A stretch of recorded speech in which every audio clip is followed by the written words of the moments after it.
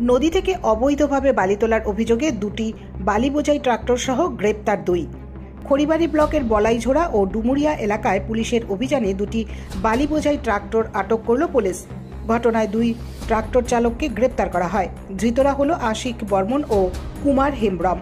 ধৃত আশিক খড়িবাড়ির কল্যাণপুরের ও কুমার হেমব্রম বদরাজতের বাসিন্দা। পুলিশ সূত্রে জানা গিয়েছে, অবৈধভাবে নদী থেকে বালি চুরি হচ্ছে খবর পেয়ে অভিযান চালায় পুলিশ। আটক চালকদের কাছে কোনো বৈধ নথিপত্র পায়নি পুলিশ। ধৃতদের আজ শিলিগুড়ি মহকুমা আদালতে তোলা হয়েছে। ধৃতদের রিমান্ডে এনে গোটা ঘটনার তদন্তে নেমেছে পুলিশ।